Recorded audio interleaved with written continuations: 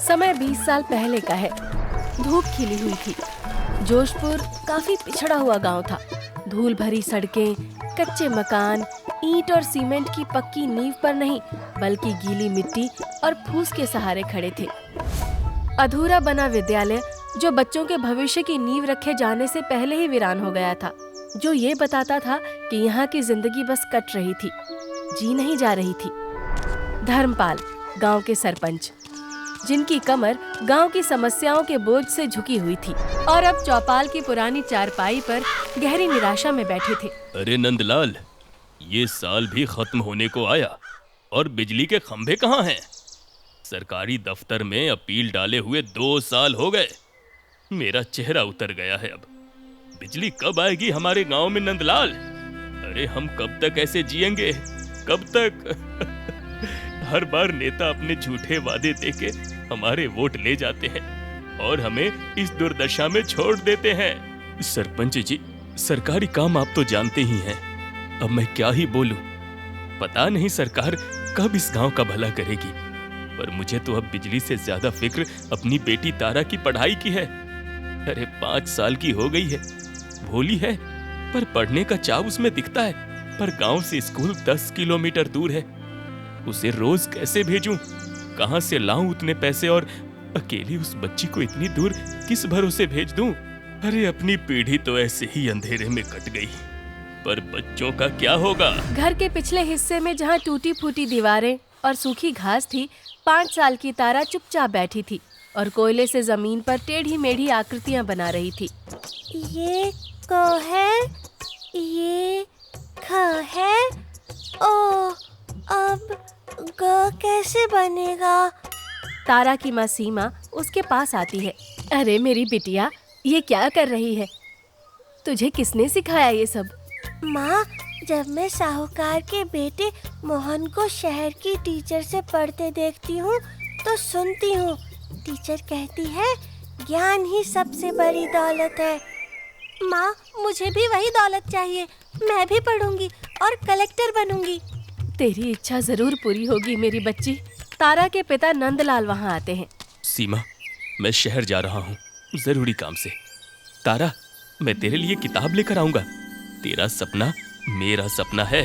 नंदलाल और धर्मपाल शहर के लिए निकल पड़ते हैं। दोनों की आंखों में जिला अधिकारी से मिलने की आस थी, जिससे उनके गांव तक भी विकास पहुंच सके। दोपहर का समय था। नंदलाल और धर्मपाल जिला अधिकारी वर्मा के दफ्तर के बाहर खड़े हैं। कलेक्टर साहब बहुत जरूरी मीटिंग में हैं। साफ साफ सुनिए मेरी बात को, दोबारा नहीं बोलूंगा। 1 हफ्ते बाद आइए। जाइए अब, और यहाँ भीड़ मत लगाइए। सबको समस्या ही है यहाँ। भाई साहब, हम इतनी दूर से अपनी गांव की तकलीफ लेकर आए हैं। एक बार बस एक बार कलेक्टर साहब से मिलवा दीजिए। भगवान भला करेगा आपका। अरे ओ गांव के गंवार, मैंने क्या कहा? सुनाई नहीं दिया क्या तुम दोनों को? कलेक्टर साहब तुम्हारे जैसे फालतू लोगों के लिए फ्री नहीं बैठे हैं। ये कोई चौपाल नहीं है कि जब मन किया मुंह उठाकर चले आए। साफ साफ मेरे शब्दों को दोबारा सुनिए। मैं ये बात आखिरी बार बोल रहा हूँ। तुरंत यहाँ से निकलो। चलो निकलो। कौन किसका भला करेगा ये तुम बाद में सोचना। अभी सीधे बाहर का रास्ता नापो। भागो यहाँ से। सिपाही के जोरदार धक्के से नंदलाल का संतुलन बिगड़ जाता है और वो जमीन पर लड़खड़ाता हुआ गिर पड़ता है। सरपंच धर्मपाल असहाय और अपमानित महसूस करते हुए उसे उठाते हैं। मुखिया जी, ये लोग हमें 2 कौड़ी के लोग समझते हैं। ये हमारे विकास की बात क्या सुनेंगे? अब चलिए यहाँ से। बहुत सम्मान दिया हमें इन शहर के लोगों ने। वो दोनों वहाँ से लौटने लगते हैं। तभी नंदलाल एक स्टेशनरी की दुकान पर रुकता है। भाई साहब, मेरी बेटी के लिए किताब चाहिए, अक्षर ज्ञान वाली। हाँ, और एक छोटी कॉपी, सबसे अच्छी वाली देना। अरे नंदलाल, तू क्या करेगा किताब का? क्या यहाँ स्कूल खुल जाएगा? हाँ, स्कूल नहीं है तो क्या, मैं पढ़ाऊंगा तारा को। मेरी बेटी का सपना टूटने नहीं दूंगा। मेरी तारा को शिक्षा मिलनी ही चाहिए। नंदलाल घर लौटकर तारा के लिए लाई हुई किताब देता है। शुक्रिया पापा, मेरे पापा सबसे अच्छे पापा। मैं पढ़ूंगी और सबसे पहले अपने गांव में एक स्कूल खोलूंगी। आप देखना पापा। कुछ दिनों बाद सुबह का वक्त था। गांव में अचानक हलचल होती है। वैन और कैमरे के साथ सोशल एक्टिविस्ट आरती आती है। नमस्कार, आज मैं यहाँ आप लोगों की मदद करने आई हूँ। आप सब बताइए, आपको सबसे पहले कौन सी कमी महसूस होती है? बिजली, हमें रात के लिए बिजली चाहिए मैडम। सड़क अच्छी नहीं है बेटी, सरकार कोई मदद नहीं करती है। नंदलाल भीड़ से बाहर निकलता है। माफ कीजिएगा, ये बात सही है कि बिजली जरूरी है, पर हम सदियों से बिना बिजली के जी रहे हैं। पर शिक्षा, अरे उसके बिना हमारा गांव कभी विकसित नहीं होगा। हमें पहले स्कूल चाहिए। एक शिक्षित पीढ़ी ही हमें अंधेरे से बाहर निकाल सकती है। शिक्षा ही हमें इस दुर्दशा से निकालेगी। अरे नंदलाल, तुम पागल हो गए हो? बिना बिजली के रात में लोग कैसे पढ़ेंगे? पहले बिजली चाहिए, गर्मी से बुरा हाल है भाई। आप सही कह रहे हैं। बेटी, तुम्हारा नाम क्या है और तुम्हें क्या चाहिए, बिजली या स्कूल? मेरा नाम तारा है। मुझे स्कूल चाहिए।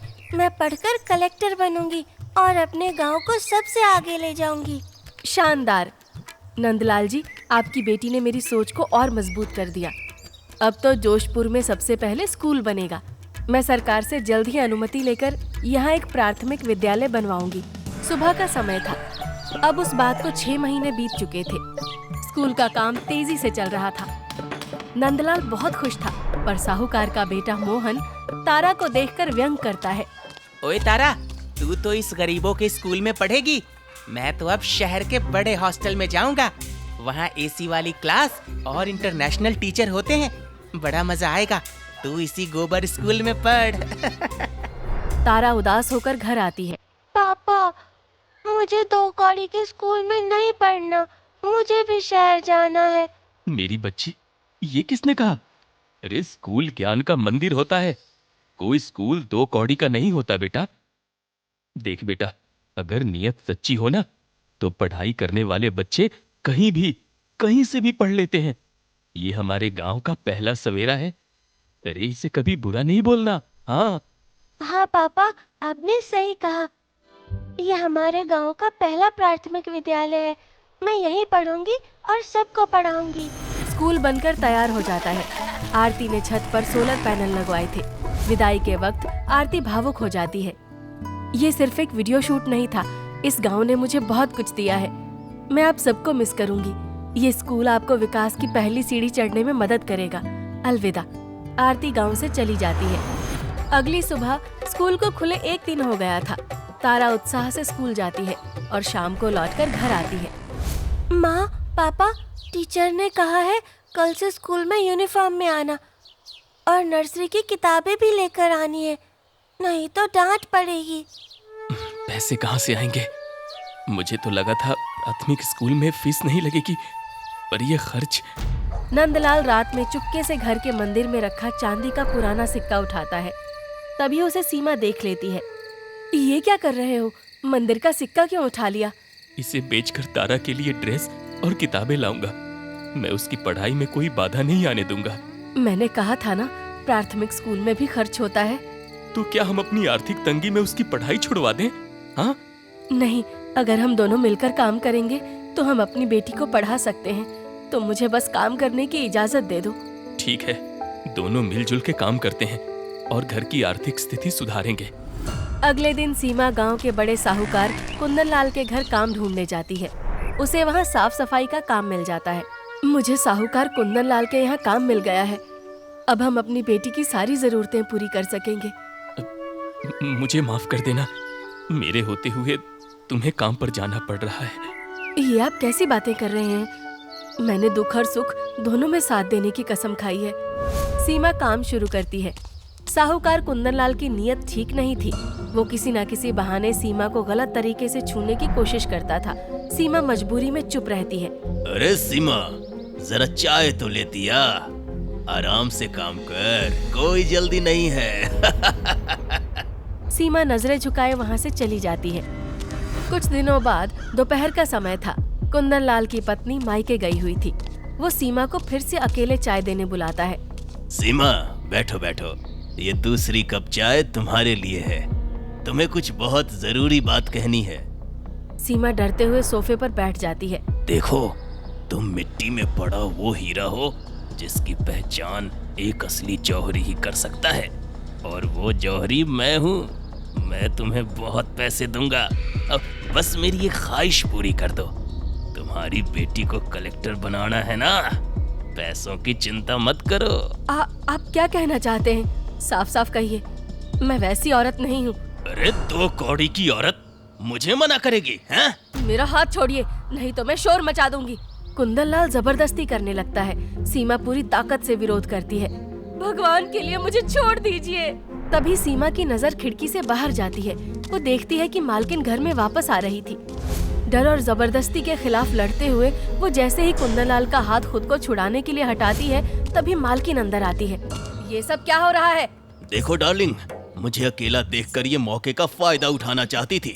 इसने मुझसे पैसे मांगे, मैंने मना किया तो ये झूठ मालकिन, इन्होंने चाय के बहाने मुझे यहाँ बुलाया था और मेरे साथ दुष्कर्म करने की कोशिश कर रहा था।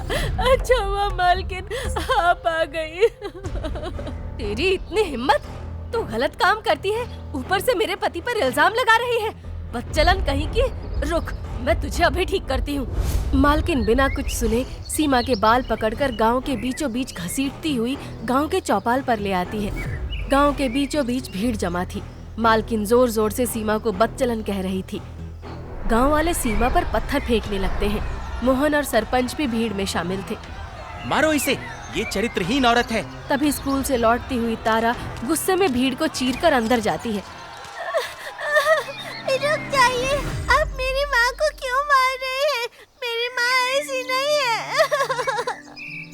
नंदलाल दौड़ता हुआ आता है। रुक जाइए, रुक जाइए, रुक जाइए। मुझे अपनी पत्नी पर पूरा भरोसा है, वो ऐसा कभी नहीं कर सकती। कौन सही है और कौन गलत, इसका फैसला पुलिस करेगी। आप मेरा भरोसा कीजिए। हाँ। थोड़ी देर में वहाँ पुलिस आ जाती है, लेकिन पुलिस कुंदन लाल के पैसों के कारण सीमा को ही दोषी ठहरा देती है। लेकिन गांव वालों की गुहार से पुलिस ने उसे जाने दिया और पुलिस लौट गई। तीनों की नजर शर्म से झुक जाती है। नंदलाल सीमा और तारा को लेकर घर आ जाता है। मुझे माफ कर दो। ये सब मेरी पढ़ाई के खर्च के कारण हुआ है। मैं पढ़ाई छोड़ दूंगी पापा। नहीं मेरी बच्ची, अब तुझे कलेक्टर बनना है। तुझे अपनी माँ का बदला नहीं, इज्जत वापस दिलानी है। तुझे न्याय दिलाना है। मैं जरूर कलेक्टर बनूंगी पापा, और आपको न्याय भी जरूर दिलाऊंगी। ये आपकी बेटी का वादा है। नंदलाल और सीमा ने घर गिरवी रखकर उसे शहर आगे की पढ़ाई के लिए भेज दिया। हमने तो घर गिरवी रख दिया, पर हमारी बिटिया ही हमारा सबसे बड़ा खजाना है। ऐसे ही कई साल बीत जाते हैं। गांव की हालत बद से बदतर होती जा रही थी और कुंदन लाल का शोषण दिन ब दिन बढ़ता ही जा रहा था। अब उस गांव में कोई महिला अपने आप को सुरक्षित महसूस नहीं करती थी। एक दिन की बात है, गांव में एक फटे हाल डरी हुई अनजान औरत आती है मदद मांगते हुए। वो गांव वालों के पास जाती है और कहती है, कुंदन लाल ने मेरे साथ गलत करना चाहा, मेरी मदद करो। वो अच्छा आदमी नहीं है, मेरी मदद करो। तभी वहाँ नंदलाल और सीमा आते हैं। तुम डरो मत, मैं तुम्हारी परेशानी समझती हूँ, अब तुम्हें कुछ नहीं होगा। अचानक वहाँ 2 गुंडे आ जाते हैं। ओए नंदलाल, उस औरत को हमारे हवाले कर दे, नहीं तो तुझे जान से मार डालेंगे। अपने मालिक से कह दो, नंदलाल अब डरता नहीं। रुक, आज तेरी सारी ताकत निकालता हूँ। एक चमचमाती काली गाड़ी आती है। सब चौंक जाते हैं।